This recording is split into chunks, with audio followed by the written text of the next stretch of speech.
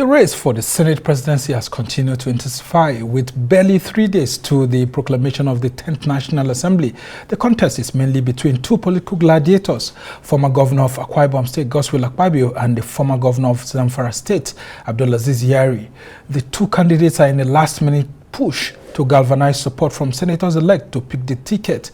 Akpabio looks more of the favorite with support from his governing All Progressives Congress, the APC, and President Bola Tinubu, but he will need the support of other senators-elect even more if he hopes to fend off a gang-up by his closest rival, Senator Yari, and three other contenders, Senator Oji Uzor-Kalu, Senator Osita Ezunaso, and Senator Sani Musa. The battle is now taking a regional north-south dimension, with also the issue of religion being pushed by many supporters of Akpabio and Yari. Well, to help us throw more light on these issues and understand what exactly is at play is a former Commissioner for Information in Edo State, Kazeem Afegbua. Thank you so much, Kazeem, for joining us. Thank you very much for the opportunity of this discussion. Yeah, and let's look at the geopolitics of this Senate race, which is why I've brought you here. It's taking a north-south dimension again. And we have the stability group that's led by, of course, the APC anointed candidate, Godswill Akpabio, and then, of course, Jibrin Barao. And then you also have the other group that's led by Yari, Abdulaziz Yari, who is also a formidable opponent. Now, these two are former governors, and one is from the north, one is from the south. Talk to us about all of these intrigues. Thank you, Sumner. I wouldn't want to discuss anything about Yari because I see him as a disruptor, as somebody who is coming to unset the political algorithms of the country, knowing full well that there are a lot of sentiments and emotions about the Muslim ticket of the Tinubu and Shettima campaign. Thank God that they won the election. And Yari cannot be telling us that he's looking for Senate president when you have Tajuddin Abbas from the House of Reps looking for speaker. So if the two of them get it, that means Northwest will produce speaker and Senate president. Is that what he's telling us?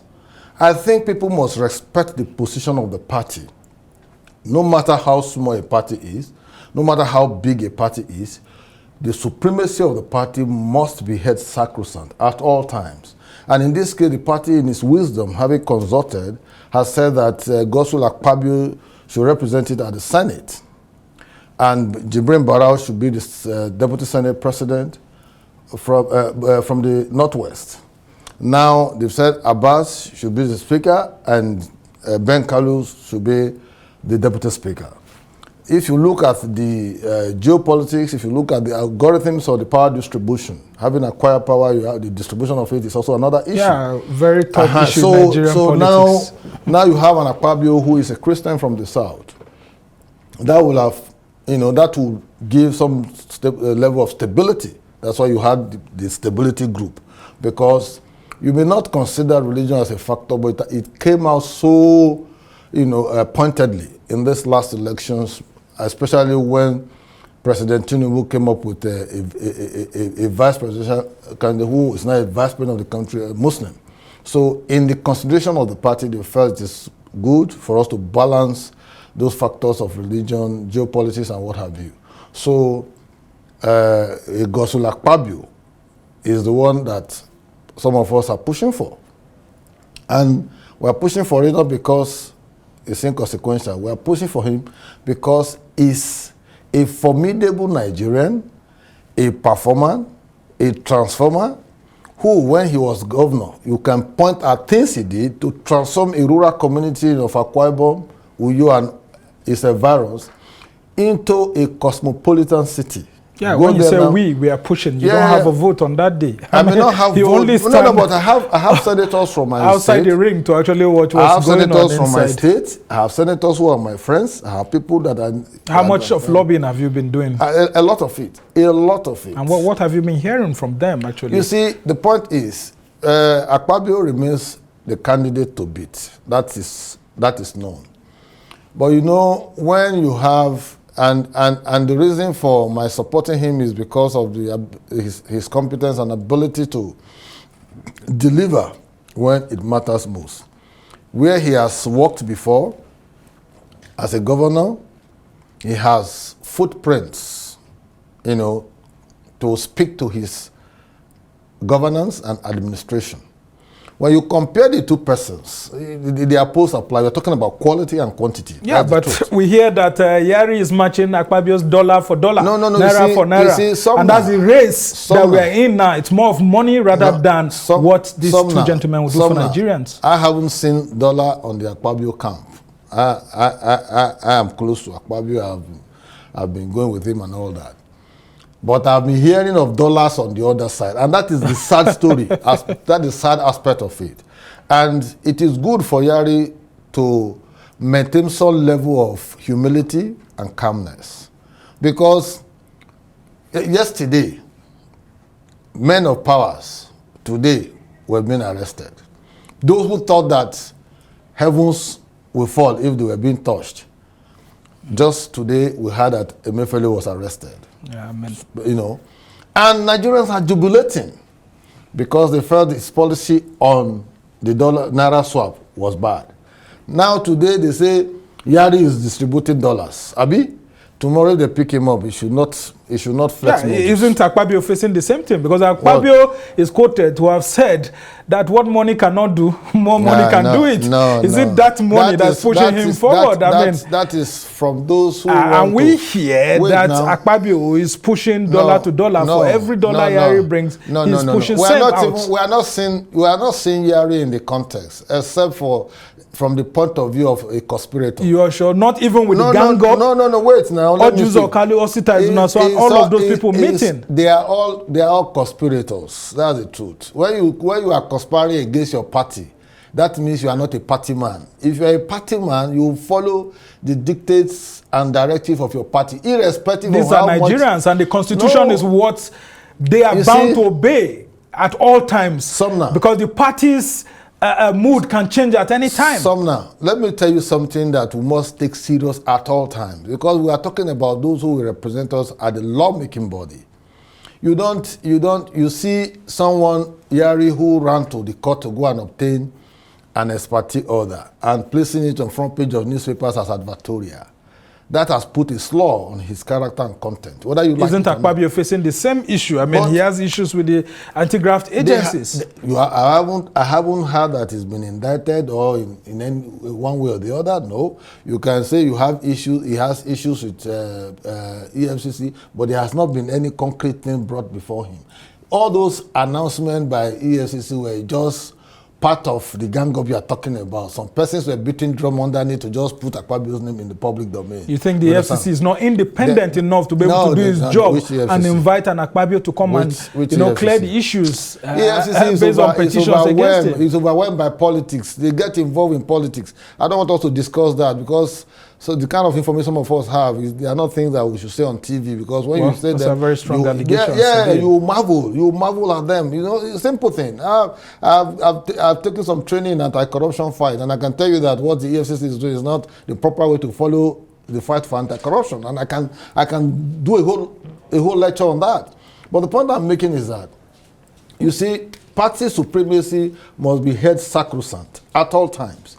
You see, a party has come up and said, this is the person we want. And you are thinking that because you have resources to throw around, it is not the depth of your pocket that should determine the leadership or whatever. It is even your quality and your content as an individual. I'm not saying Yari as a man of quality. If you tell me he's a man of quantity, yes, fine and good. But is that the person we want in this contemporary time? You know that Nigerian politics is based on financial quantity. You see, that is why some of us should be raising dust over issues such as this. And the Senate is a very crucial and critical, arm of government in any democracy. And the character and content of whoever that is going to preside on that Senate is also going to speak on the quality of laws that will come out from that place. You need to subject issues to serious interrogation. You need to debate issues. You need to rally around people. But when you are rallying around people on the basis of how much money you are going to dispense in the process, it means that you are buying consciences of people. And I wouldn't want that kind of scenario to play out. Senators are supposed to be dignified. They're supposed to be men of, that's what they call it, distinguished. They have to live above board. It's not those ones that you motivate them by giving out money and all of that. No, that shouldn't be. At any rate, Sumner, this is our country. The party is the candidates or those who are elected under the party's platform are those who fly the party's logo and flag, isn't it? And the ballot paper contains the logo of the party, not the faces of the individuals. So the party has a fundamental role to play, and the party even must the Supreme insist, Court actually says that very clearly. And the party must insist that once they have taken a decision on anyone, in order to entrench in that culture of supremacy, that party must stand its feet down. Do you think that can stand? I mean, if it goes to the courts, do you think that can stand? No, it happened in Ahmed Lawan. Ahmed Lawan, who is one of those who is plotting graft underneath the table, was a beneficiary. When Oshomole was the chairman of the party, he insisted that, the president now, Ahmed Tinubu, was the same person who said Lawan should be the Senate president. And the party puts his feet down. Oshomole was present on that day and ensured that Lawan emerged. I don't know why Lawan is feeling that he doesn't want someone else to enjoy what he enjoyed. And I'm very curious about that. Why is Lawan actually not towing Tinubu's line exactly? Despite all the meetings, we've seen this series of meetings. Doesn't it also question Tinubu's leadership capabilities if some of his men are disagreeing with him on the sort of leadership that he would want at the National Assembly? No, but trust President Tinubu. He's been a senator before. He knows the politics of the parliament. He understands the intricate logic. He understands the undercurrents. He understands the gerrymandering and manipulations that usually play out when you are.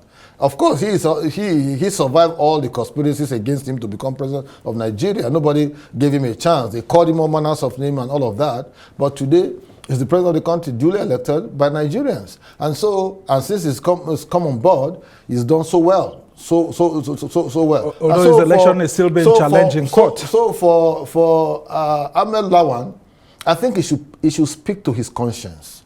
He should sit down in front of a mirror and examine himself, whether what he's doing to undermine the system or to undercut anyone, whether that is the proper thing to do. Because for me, I always want people to show gratitude for the good done for them yesterday, so that tomorrow people will appreciate them on the basis of what they have done and how much of that particular gratitude they are able to exhibit to those who are in front of them or now at the helm of affairs. And you are not going to be in power all the time. Whether he likes it or not, he's going to be a senator, he's going to be a floor member. He's not going to be the Senate president. And that's why he wants a sort of Senate that will know, that he'll be able to still have some influence. What if maybe he thinks that under Akpabio, he may not be able to wield the sort of influence that he would wield if it's someone else, maybe like Kanu or Yari. That means he's unsure of his own personality. And he's unsure of his own intellectuality and his own character and person. That means he's unsure of it. If you are sure of yourself, you can own your position at all times. You see, let me tell you, it is what you bring to the table that matters to me, not how much of conspiracy, subterfuge, and subterranean influence you are able to wield to undermine or undercut a system. No. You see, the politics of the legislature is predominantly that of lobbying. And Akpabio has gone around to other parties, not necessarily because it's an APC and they have a majority of 59 senators. He's gone around to other parties, Labour, SDP, NNPP, and even the Young People's Progressive Party. Yeah. So he's done all of that because he's not going to be the Senate President of the APC. He's going to be the Senate President of the Federal Republic of Nigeria. Will make law for the good governance of the country. And for a Tinubu presidency, since the man and the party have identified that they will be ready to work with an Akpabio and Jibrin as Senate President and Deputy Senate President, and they have also gone a step further to call the senators elect under the APC platform to talk to them, to appeal to them and all that. I think even sheer humility of the president calling them is enough for them to have... Well, this is politics. I mean, even the president has always disagreed with other political parties. Because in 2011, I mean, he also had someone that he wanted to be speaker, and he actually backed that person against the wishes of that person's political party. That's Aminu Tambuwal to emerge. And so people say, I mean, why not? But why can't it happen? But very quickly, former President Muhammadu Buhari is from the Northwest. Yeah. Why is it difficult for Tinubu to reach out to Buhari to be able to easily reach out to Yari, who comes from the Northwest? No, even when Yari and others went to visit President Buhari, he told them categorically that they should follow, and he told the line of the party, that they shouldn't disrupt the party. But you know, you just like I said, you have disruptors who feel that because of the content of their pocket that they can overturn the apple cart and decree things to existence by by the number of people you're able to reach out to and all of that. It's quite unfortunate. Well, isn't that politics? And I want to ask you I don't want you to call politics. You are saying politics from the point of view of being a dirty game. I am not one of those persons who want to play this kind of politics. And that's why is the Nigerian politics becoming a clean game? I always speak my mind to issues, and I interrogate them before I take positions. You see, the South-South geopolitical zone is very, very integral in the geopolitics of the country and the stability of the system. We are not just the resource base of the country, we are the treasure base of this country. And when people are poking fingers into our eyes and thinking that because the party has given us position and because you want to now use the content of your pocket to do this, I can tell you, it will be an invitation to some kind of avoidable crisis. Well, let's talk about the geopolitics of this once again. The major grounds that the Yari camp and maybe a few of his associates have is that if an Afegbua emerges, we're going to have the president of the Senate, we're going to have the Chief Justice of Nigeria, and we're going to have the president of Nigeria, all coming from one region of the country, the southern part of the country. And this is what he's saying, that jinx should be broken, because we can't have the heads of the three arms of government coming from one part of the country. No, talk to us about that. When people, they say power is a crazy aphrodisiac. It makes men blind to their intentions. I think Yari is being blind to his intentions. But wouldn't it be a reality that Tinubu would be from the southwest, the CJM from the southwest, and then Afegbua from the south-south? Let me explain. Nobody chose Ariwola for this government. It's appointive. No. And based on seniority. The next Chief Justice of Nigeria is already known. That's a career job. Please. And let us be sacrosanct with this. That's a career job. The next person who will succeed Ariwola as CGN is already known.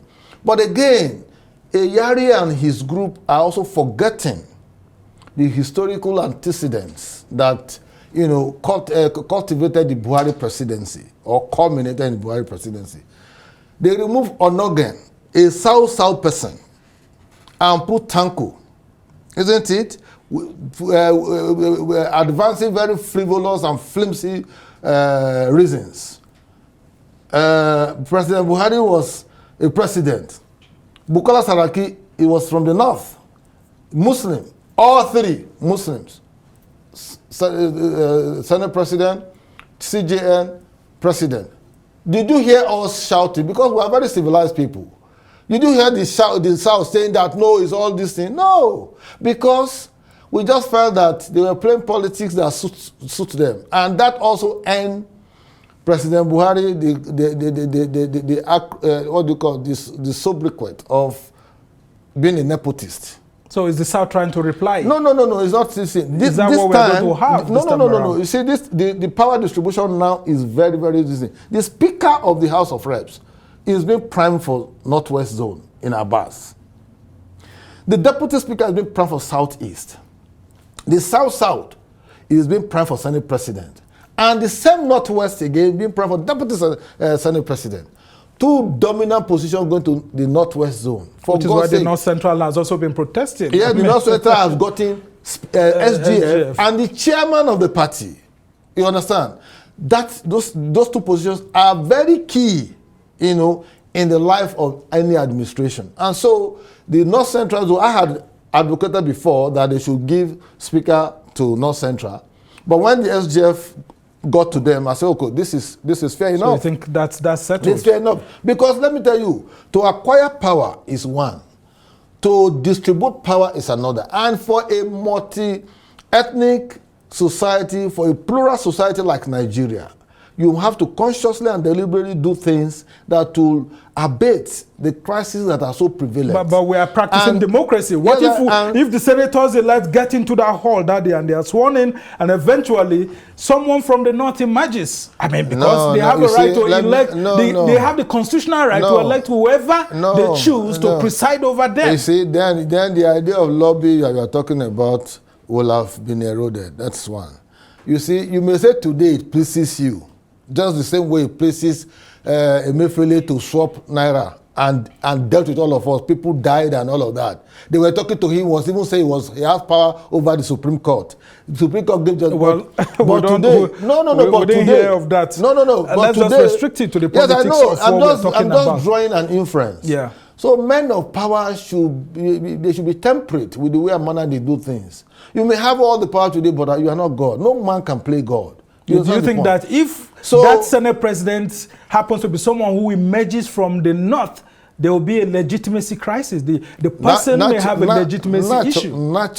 Naturally. Sumner, before you even deliver your mandate as a president, you need a stable polity. You need a stable legislature. You need a legislature that is ready to burn into your own aspiration and your campaign promises for the well-being of the country. And so you don't want to have someone who does not even have the intellectual capacity to understand the issues or your dimension. It has to do with voting as we try to round up this conversation. It does not matter. See, voting has senators elect will be there to vote whoever they like, whether the person has a secondary school certificate or not, as long as the person is a senator. Sumner, please, as media practitioners, let us always go for the best. Yeah, but we are not. You and I won't be there on the day of the election. It's an electoral college. It's commentary. We are making commentaries now to Nigerians. We are educating Nigerians. You need to go for individuals that have capacity to even understand the issues. First and you think that individual is Afegbua?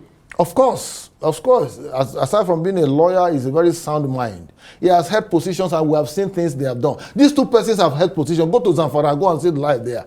Not those one who are... How about people like Ojuzo, Kalu? Please. Don't you don't think he's a factor? How about Osita Zunaso?